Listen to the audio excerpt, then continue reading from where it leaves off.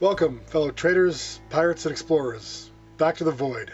On this channel, I discuss the factions that design, engineer, and build the worlds we explore in our games, movies, and stories. If you're interested in seeing more of that, hit subscribe. Today, we're going to be discussing the dark history of the Korvax, who they are, and how they help us on our journey. This is a tale of both despair and hope. As a warning, this video does contain spoilers for the story of No Man's Sky. Alright, let's get into it. We're wandering through a forsaken and empty desert. Our ship lays some distance behind us, and heat warnings flash across our visor. We weren't expecting the storm. Whirlwinds of sharp sand whip against us, and our defenses are quickly being worn down. Slowly, with agonizing motions, we make our way forward. We didn't prepare for this journey. We have little on hand to refuel our quickly depleting energy reserves. Thermal protection falling, our systems repeat monotonously. We lower our arm for a moment and look to the distance. We see something, a bright light shining through the veil of dust. Sprinting forward, using our jetpack to jump across the dunes, we deplete the remains of our energy in the faint hope that whatever we can see in the distance will offer us shelter. We're getting close, and then we see it, looming through the sand-choked storm. A squat bunker with a tower. Lights blink and flash. If we can get inside, we're saved. We put a hand to the metal structure, feeling our way around to find the entrance. A panel sits beside a short ramp and we sprint forward. The hiss of a door is sliding open and we leap inside, safe at last. We shake the dust from our suit and the warning lights on our visor subside. Our thermal protection is no longer falling. We look up. We're not alone. A being stands before us, holding a datapad, their face a mask of metal and glass, more lights blinking where eyes should be. They greet us and offer assistance. We're grateful for their help, but we don't understand their language. We've heard tales, though.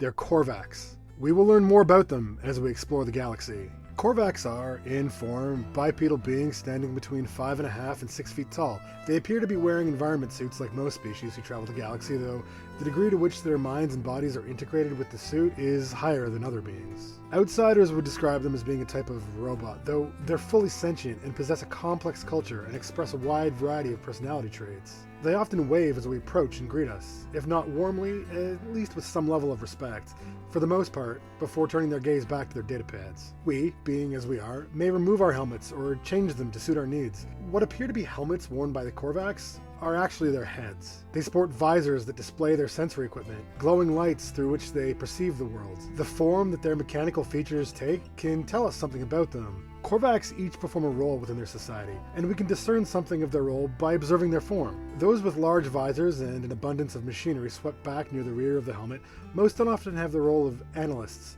mathematicians, and physicists. They seem best equipped to analyze and interpret data of this type to aid their species' quest for knowledge. Those with a rounder helm, like one we might wear with a smaller visor area, are often interface entities or code entities, those most adept at interfacing with systems and other beings. They may prefer to collect data rather than to analyze it, though this is conjecture from an outside perspective.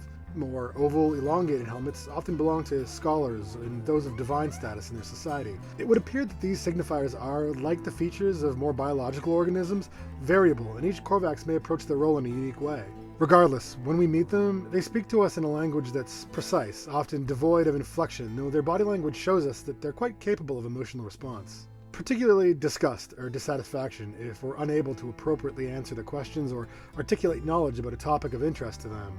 Often, though, they're willing to help us if we ask politely and don't offend them. They're seekers after truth and spend their time trying to divine the mechanisms behind the working of the universe. They don't speak often to us about their origins, but through exploration and with a little prying here and there, and possibly some bribery, we can learn a little more about their past. We can learn through our travels that the Korvax come from a planet called Korvax Prime, a world rich with mineral resources and power systems. The planet seems to have been the central hub for the Korvax hive mind into which the experiences and accrued knowledge of generations of Korvax are stored. This hub was the core of the first convergence, and before the devastation to come, formed the basis for their society. The history of the planet is shrouded in mystery, including how it came to be as it was during the time of the first convergence, this being the first iteration of their network of minds and computers. It must have begun as one of the many countless planets in the universe, built up by successive generations into the galactic hub of knowledge that it became, though There are other options, and which of any are true is unknown, at least to outsiders. The planet has been described in fragments of information collected from sites across the universe as having its own sentience. It may have acted as a complex web of systems, all of which functioned as a massive supercomputer. The Korvax themselves make up the most important part of this hive mind as it exists today. Things are different now since the destruction of their homeworld, but they remain united in their quest for discovery. The Convergence is, as I said, the collective intelligence, the hive mind of the Korvax people. It binds their knowledge and experiences together. There have been several iterations of the Convergence, beginning with what's known to be the first Convergence, this being the version whose hub was the planet Korvax Prime. Korvax can draw from the Convergence and move through it. They're part of it.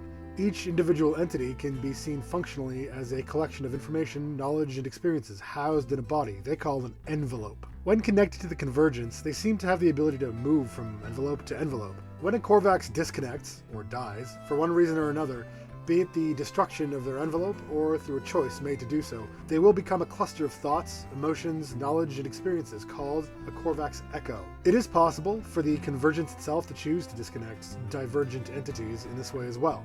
Korvax echoes seem to retain some sense of self when in the void. They can be plucked from this existence and build a new envelope, becoming autophage, corrupted machines that I will discuss in another video. When a Korvax is disconnected, they leave their envelope behind. During the time of the first Convergence, these shells would be recycled as envelopes for new Korvax entities to inhabit, in a cycle of death and rebirth, so to speak. The sentience of the first Convergence was thought to have been destroyed with the destruction of Korvax Prime, but information discovered through exploration has uncovered evidence that not only has it survived in some way, it may be the mind behind the malevolent Sentinels. Disturbing, if true. Through its many iterations, the Convergence has housed the vast body of scientific knowledge of the Korvax, who spend their time gathering, analyzing, and storing data about the universe around them. We find evidence of their knowledge throughout the galaxy, as we find evidence of their past while we explore. It seems that no matter how far we travel, we'll always find Korvax systems in the living iteration of the universe. Like both the Gek and Vy'keen, they've established stations and bases in systems of nearly every kind. They can be found working in remote outposts on planets in the farthest reaches of space, or working trade routes as pilots, captains, and agents of one guild or another. It's not unknown for Korvax to take up piracy for one reason or another. Their scientific research and technical knowledge are incredibly valuable to those cut off from regular trade and the services of patrolled systems. Some also work as merchants and mission agents in space stations, supplying us with goods and services necessary to complete our missions and keep our ships and gear in good repair. Given their long history and their ability to survive in the strangest places, they leave behind many relics for us to find. We will often, in our journeys, find the rusted remains of a head. Its screen is dead and no life seems to linger within it. These Korvax casings represent the physical remains of disconnected Korvax, not able, for one reason or another, to be available for another entity to inhabit. We can return these treasured relics to the people by offering them to Korvax we meet in our journeys. Doing so will increase our standing with the species. They also can be given as an offering to a monolith in Korvax systems in exchange for the coordinates to the system's portal. Another artifact of the Korvax people we may find are the Convergence Cubes. These are the data storage devices that are used by the Korvax to store data and information within the Convergence. These items are bought and sold on the galactic marketplace. They can be found during exploration or awarded during missions. The cubes seem more mundane in form and use than the casings, but they're required to purchase a settlement in a Korvax system and may be required to complete certain missions. We can also use them in crafting certain technologies. These relics and the stories of the Korvax hint at elements of how their society functions. The questions that may be answered through exploration can shed light not just on who they are, but how and why they've come to be as they are today.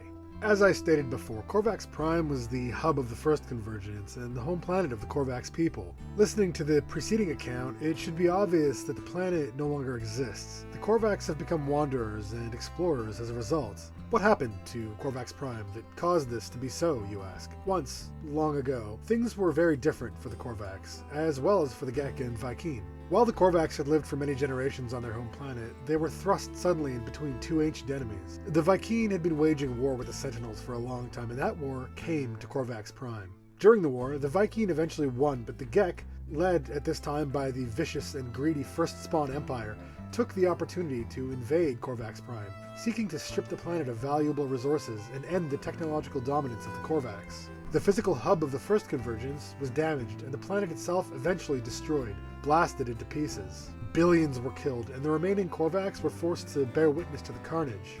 The destruction of Korvax Prime and the primary hub of their convergence initiated an event known as the Great Disconnection, more than the horrible fate of so many of their kind. So much of their experience and knowledge of past generations were wiped away, cultural memories that would forever be lost to time. With the planet destroyed, the remaining Korvax were more vulnerable than ever, and the first Spawn Empire quickly took advantage of this. The remaining Korvax were enslaved, and for a long time were forced to do the bidding of their tyrannical rulers. Many were forced to work toward the Empire's ends, while others were broken down into material for the ongoing wars and atrocities of the first Spawn Empire. The enslaved Korvax eventually united, and on the planet Balaron, then home to the Gek spawning pools, they sacrificed themselves, using the nanite clusters in their own bodies to rewrite the genetic code of the Gek, instilling within them a devotion to the Atlas. The Gek, infected with this change, soon began to create a cultural shift in the society of the Empire, who were not prepared to fight off a threat growing from within. Eventually, the Gek, considered unworthy of first spawn status, grew and took over the society, having received visions from the Atlas, whom they'd been compelled to venerate. The change eventually wrought the downfall of the first Spawn Empire, and the Korvax enslaved by them were now free. The cultural memory of these events has lived on and shaped the culture of the Korvax, as well as their relationships with the other species in the galaxy, into what it is today. As much as things have changed, much has also remained from the old time. The Korvax have always venerated the Atlas, a vast computer mind and a power behind the veil of the world we travelers exist within. Prior to the Great Disconnection, the Sentinels were also objects of veneration and worship for them. After their enslavement, their worship of the Atlas remained, and has remained to the present. The Korvax we meet as we travel the galaxy are, as they have always been, inquisitive and intelligent, always working to learn more about themselves and their surroundings. They value intelligence and respect intelligence in others. It's often wise, when presented with a quandary by a Korvax entity, to examine the choices offered and choose the complex, data-driven, and often more technical answer. Answers which demonstrate a lack of understanding or intelligence are likely to be met with disappointment. Korvax rarely display hostility, though you may find one on your tail and gunning for you in a fight if they've chosen the route of piracy. Ships built and maintained by Korvax entities are often optimized for exploration and research, rather than cargo or combat. They come equipped with expensive drive systems and appear to be constructed with scientific equipment and machines. Many Korvax will offer their services as science officers to travelers willing to pay. They may join you at your freighter or base, and their skills in learning new construction plans are worth the investment. To find and hire a scientist, you have to locate a Korvax system. Usually aboard the space station, you'll find them waiting to help. Once you have your overseer ready, the scientist will provide you with missions to find certain blueprints. You have to have a base for them to reside in and provide them with a science terminal. Once you've done so and hired one, they'll appear at the location where you place their station. Once your new friend has set up their space, they'll begin giving you missions, requiring you to gather resources from which they'll teach you to produce valuable items you'll need on your journey. You'll learn the importance of placing beacons and locating observatories. These things will help guide you to valuable information you'll need to proceed. Finally, you'll be tasked with breaking into a manufacturing facility to find a Korvax convergence cube. Why you couldn't buy one, I don't know, though I suspect the lesson was in the test rather than the outcome. Once you finish these missions and gain new knowledge, your scientist entity will task you with finding new data to aid them in their research, often sending you to new systems and planets where you'll likely find new adventures to test your skills. As you gain new resources and face greater challenges, you'll want to spend time building your home, your base. Your scientist will have taught you many things, and you'll also learn to build computers, which will give you more information about building. The Korvax and Gek seem happy to work together these days, at least if they've been paid. Your Gek overseer and Korvax scientist should get along famously, and together will provide you with some new tech. The harvesting tools you'll learn to build will allow you to gather materials more quickly and more efficiently. Building a base to house these friends of yours is made simple with the interface in your suit. By bringing up the build menu, the Z key, you can look through lists of parts to place and snap them together to create structures. I've spoken about this in previous videos. Once you have your base built on your planet of choice, you can obtain a freighter, and this will allow you to build a new science station there, allowing your scientists to come with you on many of your adventures, even if they'd rather not. Nowadays, the computers aboard the Anomaly will provide you with most of the information you need, though the services of a scientist are a great way to find new places to explore and adventure. You'll meet many Korvax on your journey. Some will offer passing assistance, while others may become trusted associates. Some, however, will be crucial in your travels, something you'll discover quickly when you meet the priest entity, Nada. Priest entity Nada is a Korvax found on the Space Anomaly. In times long past, the Space Anomaly was smaller and hosted only Nada, Polo, and a Quicksilver merchant. Since then, the interior has been made larger, and travelers from across the universe can be found living, working, and visiting. Nada's help's invaluable. They'll give you access to information which will make your journey to the center of the galaxy much faster. They've known Polo for a long time, and it seems that they fled here to Euclid from another dimension, where they had to travel to the center of the galaxy to avoid destruction at the hands of the Sentinels. Priest Entity Nada is themselves something of a rogue Korvax, not taking part in the Convergence. They're constantly under threat of disconnection from their envelope by the Convergence. Nada seems not to trust the Atlas, calling its visions lies and falsity. They're helpful to us, and seem willing to aid us in our quest. Well, that's the Korvax. Their history is vast, and some of it's pretty depressing. I want to thank you all for watching. I appreciate everyone who does, especially if you stick around to the end. If you liked the video, please hit like, and if you don't want the Convergence to disconnect your envelope, hit subscribe. If you want to discuss the video or think I missed anything, let me know in the comments down below. Oh, and before you go, I want to give a shout out to my patrons who help support the channel. Our $10 patron is Watuki at the artisan level. If you want to get your name in the credits, head on over and sign up. The Patreon link is in the description. You'll get access to an exclusive Discord and some exclusive art and stories that you can use or discuss and contribute to. And remember, when a Korvax gives you nanites for trade, that's their blood. Appreciate the gesture. Alright, thanks everyone. Bye Internet.